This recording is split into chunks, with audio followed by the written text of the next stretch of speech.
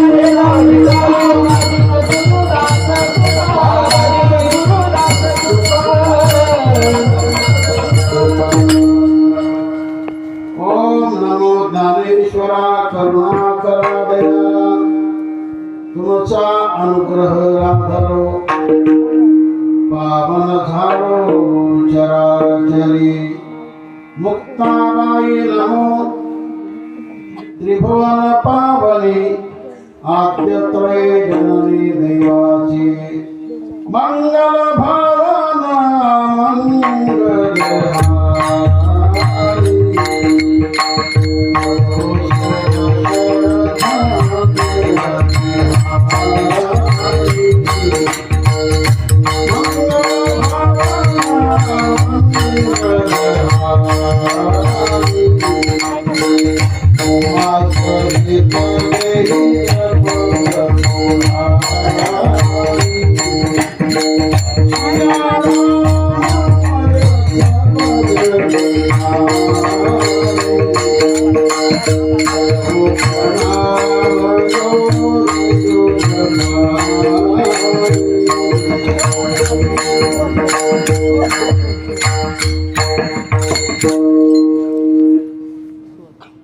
घेन मी जन्म यादसाठी देवा घेन मी जन्म यादसाठी देवा तुझी चरण सेवा साधावया हरिनाम कीर्तन संतांचे पूजन घालो लोटांगण किंवा घालीन लोटांगण महाद्वारी प्रस्तुत भगवंताच्या दरबारामध्ये तथा देवी भगवती माता तथा ज्यांच्या निमित्ताने हा अपूर्व असा कार्यक्रम चालू आहे असे सर्वांचे प्राणप्रिय असणारे महान संत खंडोजी बाबा यांच्या पावन दरबारामध्ये कीर्तन सेवा करण्यासाठी निवड केलेला अभंग फार चरणाचा नसून आणि अति कमी चरणाचा नसून अगदी मापात म्हणजे 5 चरणाचा अभंग आहे. या अभंगातून महाराज अख्ख्या जगाचा चालक मालक प्रतिपालक अशा देवाकडे तुकाराम महाराज प्रतिज्ञा करतात. विठ्ठला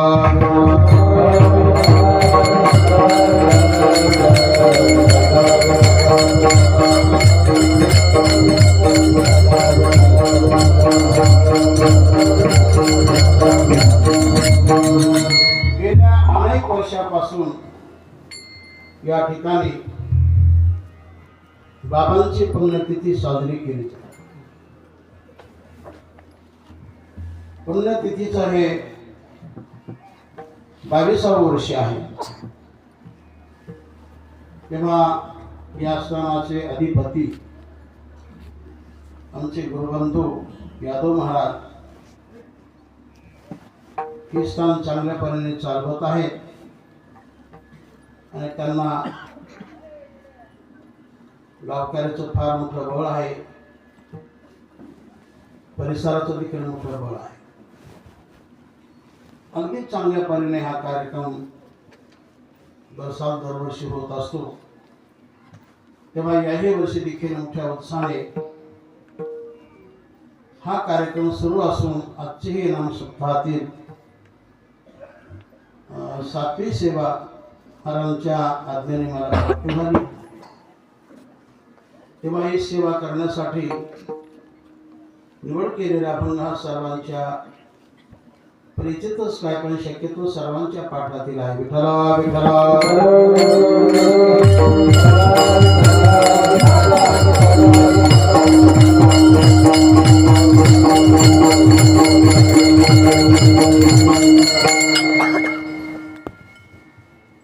तर हे स्थान तसं देवस्थान नसून संत स्थान आहे आणि म्हणून जेवढं संतांचं चिंतन करता येईल तेवढा आपण प्रयत्न करूया. या ठिकाणी देवाचा देखील उल्लेख आलेला आहे. खऱ्या अर्थाने देवालाच समोर ठेवून तुकाराम महाराजांनी प्रतिज्ञा केलेली आहे. घेईन मी जन्म यादसाठी देवा तुझी चरण सेवा साधाव्या, हरिनाम कीर्तन संतांचे पूजन झालो रंगन महाद्वारी. संत जीवन हे सगळ्या जीवनामध्ये अतिउच्च जीवन आहे. जगामध्ये जीवन अनेक आहेत. देव जीवन आहे, पशु जीवन आहे, जनताचं जीवन आहे, पंथाचं जीवन आहे आणि संतांचं जीवन आहे. या समग्र जीवनामध्ये अतिउच्च अगदी निरपेक्ष निस्वार्थी जीवन कोणाचं असेल तर ते खऱ्या संतांचं आहे.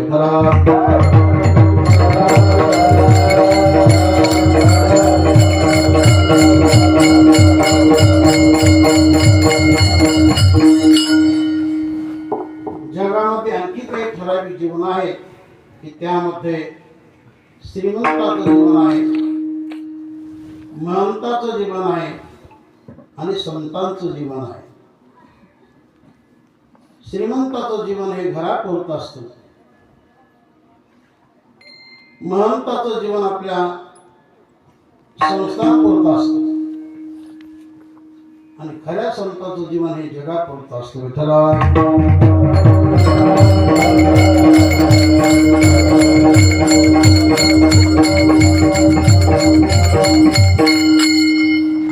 पण काही ठराविक महंताचं जीवन हे संस्थांसाठी असतं, परिसरासाठी असतं आणि सर्व लोकांसाठी असतं. असं हे जीवन आहे आणि असं जीवन जगणारे आमचे प्रेमाचे असणारे भागवताचार्य यादव महाराज यांनी अरण्य क्षेत्रामध्ये अगदी मन लावून ध्यान ठेवून लक्षपूर्वक अभ्यास केला, गुणवत्ता प्राप्त केली, उत्तीर्ण झाले चांगल्या परीने आणि नंतर ते वृंदावनला गेले. आणि त्या ठिकाणी राहून अगदी बारीक चिरीक असा भागवत ग्रंथाचा अभ्यास केला आणि अभ्यास केल्यानंतर आपल्या परिसरामध्ये आले आणि आपल्या सर्व गावकऱ्यांनी मिळून आग्रह धरला आणि त्यांना बाबांच्या स्थानी स्थापित केले. दरवर्षी या ठिकाणी काम होऊन राहिले तरी सर्व श्रेय त्यांचं आहे आणि त्यांना जे पाठबळ आहे ते पूर्ण लोणीकरांचं आहे.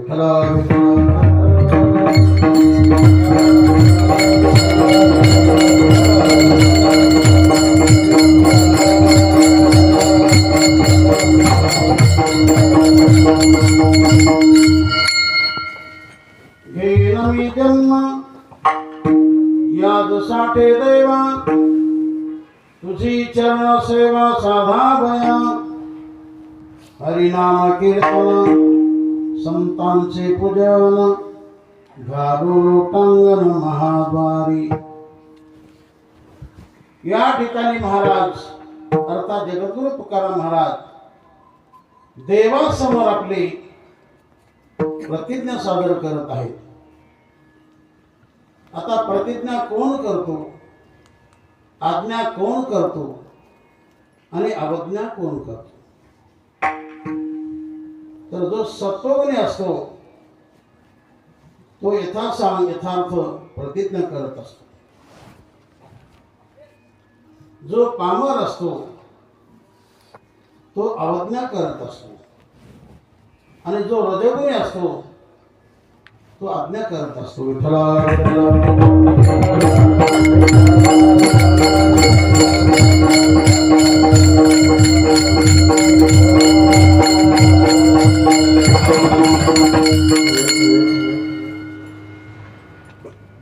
जगामध्ये अनेक झाले, अनेक होऊन गेले.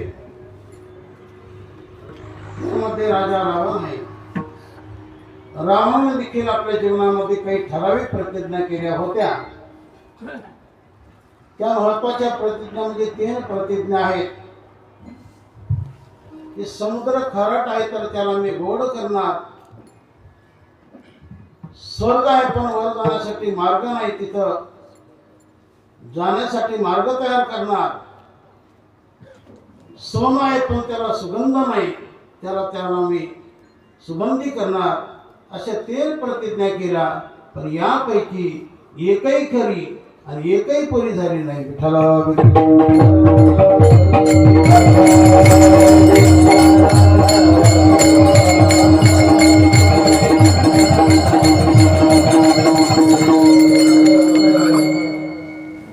आता काही ज्या प्रतिज्ञा असतात त्या वेष्टी असतात आणि काही प्रतिज्ञा समष्टी असतात. वेष्टी म्हणजे आपल्या जीवनापुरती केलेली, आपल्या घरापुरती केलेली, ठराविक कार्यासाठी केलेली, आणि समष्टी प्रतिज्ञा म्हणजे पूर्ण लोकांसाठी केलेली, जगासाठी. पैकी तुकाराम महाराज जी प्रतिज्ञा करत आहेत ती मात्र व्यक्तिगत जीवन महाराज अभंगाचे पहिले चरण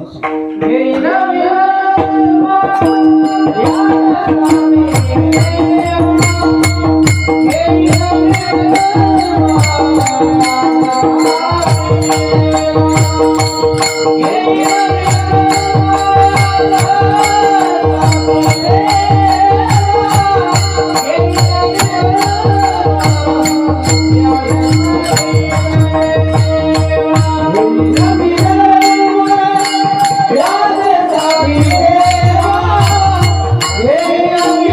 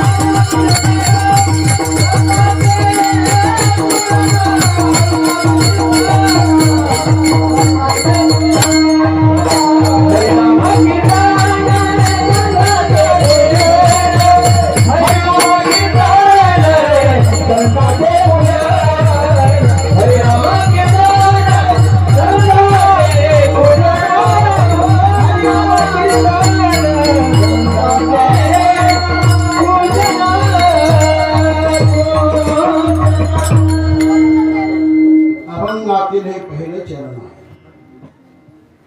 महाराज बोलतात की हे देवा, तो देव सामान्य नाही, अख्ख्या जगाचा चालक मालक प्रतिपालक, त्यालाच पांडुरंग असं म्हटलेलं आहे. अशा सर्व समर्थ देवासमोर उभे ठाकून महाराज म्हणतात की घेईन मी जन्म यादोसाठी देवा. हे देवा, मी जन्म घेणार.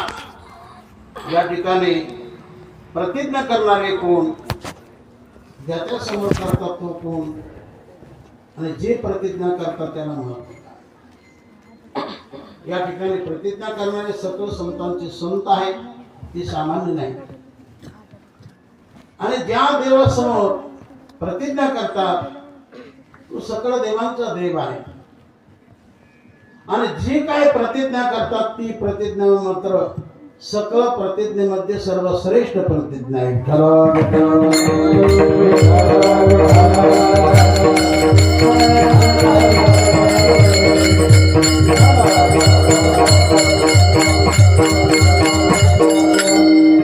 नुसता जन्म घेऊन फोटो नाही खाईल असं नाही. जन्म घेणार पण त्या जीवनाचं जन्माचं सार्थकच करणार, अशी जगासाठी केलेली प्रतिज्ञा आहे, उद्धारासाठी केलेली प्रतिज्ञा आहे, आपला पूर्ण भाव ओतून ही केलेली प्रतिज्ञा आहे. घेईन मी जन्म यादोसाठी देवा. देवा, मी याकरता जन्म घेणार, पण महाराज तुमच्या जन्माचं कारण तरी कोणतं आहे? तुझे चरण सेवा साधावया. तर तुझ्या चरणाची सेवा करण्यासाठीच मी जन्म घेणार. पण देवाच्या चरणामध्ये नेमकं आहे काय? तर देवाच्या चरणामध्ये जे आहे ते जगामध्ये कुठंच नाही. विठ्ठला विठ्ठल.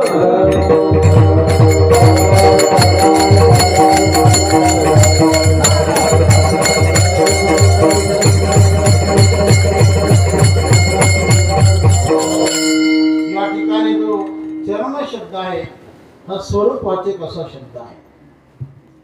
तर सर्व संतांनी जीवनामध्ये सेवा मान्य केली, त्यांनी सेवेला प्राधान्य दिलेलं आहे.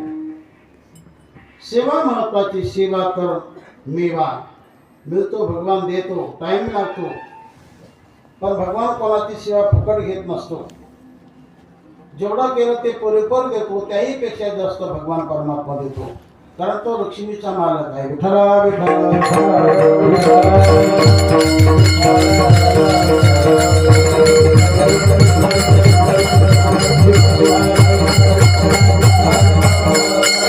संतांनी आपला भाव प्रकट केला. माऊली देखील म्हणतात ना, तुझी सेवा करी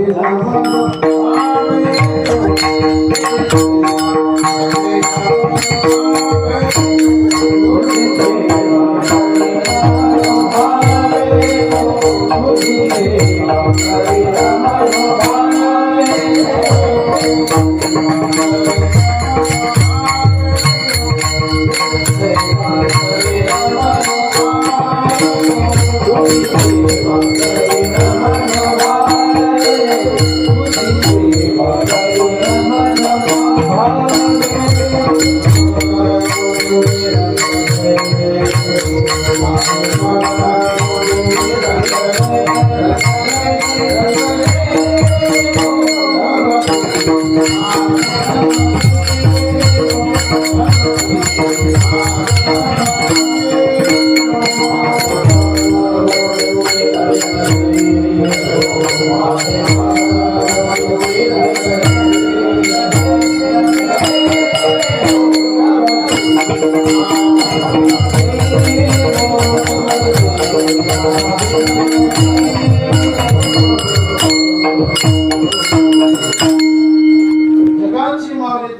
महाराज सांगतात की हे देवा तुझी सेवा करीन वरवर नव्हे तर मनोभावे व करीन. मनपूर्वक लक्षपूर्वक देवा तुझी सेवा करणार. हाच भाव सकल संतांनी देवासमोर व्यक्त केला. महाराज तर बोलतात की देवा तुझ्या चरणाची सेवा करणे हा जो भाग आहे अलीकडचा असून फार जुनाट आहे. तुका म्हणे देवा आणि जुनाट ही माझी सेवा. तुझी सेवा करणे आमची परंपरा चालत आलेली आहे. आमची परंपराच आहे. आजकालची सेवा नाही, फार जुनी सेवा, जुनाट सेवा आमच्या वाडवडिलांचा हक्क चालत आलेला आहे. म्हणून आम्ही देखील तीच करतो. माझ्या वडिलांची निराशी गाणे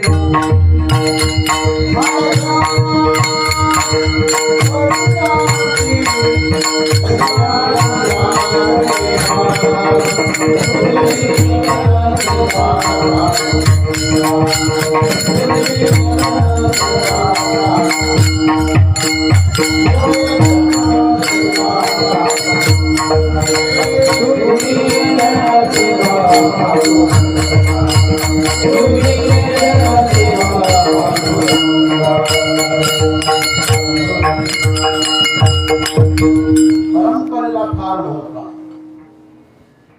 जो परंपरा सांभाळतो तो देवाच्या आवडीचा होतो. परंपरेला महत्व आहे. कोणती परंपरा आपण व्यवस्थितपणे चालवली पाहिजे. आता या स्थानाला देखील परंपरा सुरू झाली.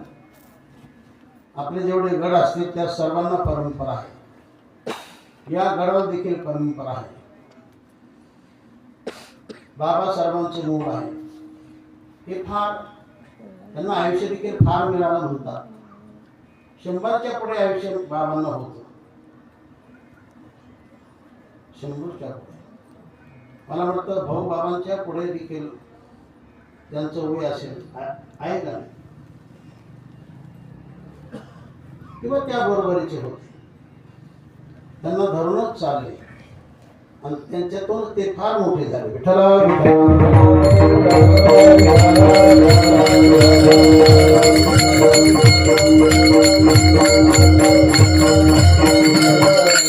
सत्यवादी करी संसार सुख आलिप्त कमल गळी जैसे. संसारामध्ये राहिली काही वर्ष पण लय चिकटले नाही, लय संसार पकडला नाही, लगेच सोडून दिला. कारण म्हणून संसारामध्ये ज्याला खास परमार्थ करायचा संसारिक माणसाने, संसार में ऐसा रहना जैसी जीव रहती, कितना भी घी खावे लेकिन चिकनी नाही होती.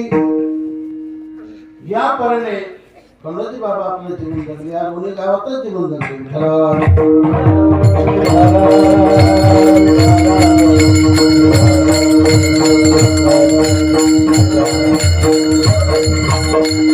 आणि साधनेच्या बाबतीमध्ये फार मोठे निर्मळ आणि प्रेमळ, फार निर्मळ आणि प्रेमळ होते. साधनेच्या बाबतीत फार कठोर होते. सकाळी उठलं पाहिजेच आणि उघड्या अंगाने मारुतीला पांडुरंगाला स्नान घालायला गेलंच पाहिजे, पाणी टाकायला गेलंच पाहिजे. अशा कितीतरी त्यांच्या नियमाच्या घटना जीवनामध्ये होत्या. या सगळ्या आपण पाहिलेल्या आहेत.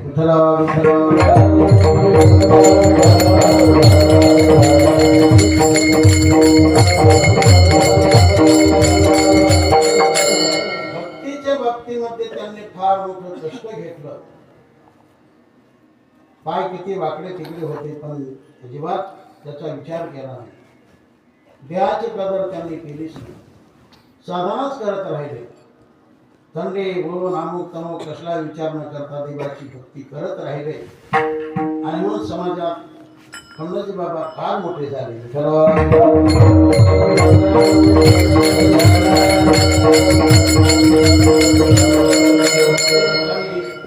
करत नव्हते, प्रवचन करत नव्हते आणि अभंगाच्या चाली जात नव्हते. सरळपणा, अगदी सरळ साध्या चाली एवढं करून नेमाला धरून चालले. म्हणून ते जगात आपल्या परिसरामध्ये मोठे झाले.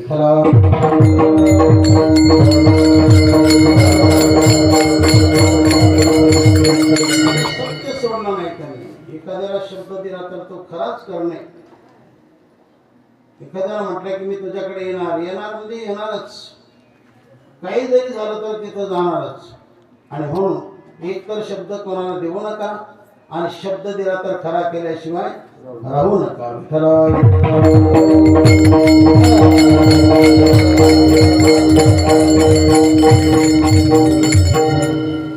तर बाळूबाबांच्यावर त्यांची फार मोठी श्रद्धा होती, नितांत दृढ श्रद्धा होती.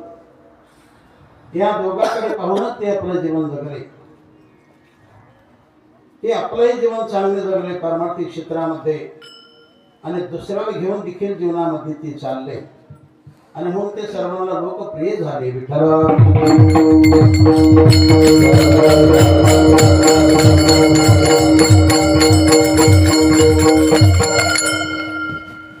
वेगळा काही त्यांनी संसार थाटला नाही. एवढे पैसे जर येत होते त्यांनी कुठंच सातबारा केला नाही. आलं का? अलीकडे संत महात्मे फार सातबारी करतात, त्याच्यामुळे देव भेटत नाही, देव मिळत नाही. जो सर्वातून विरक्त झाला, मोकळा झाला, जसा गुटगुट्यानं आला असाच मनुष्य देवाच्या जवळ जातो. जो संसार धरून राहतो, देहाला धरून राहतो, देवाकडे तो कधीच प्राप्त होणार नाही.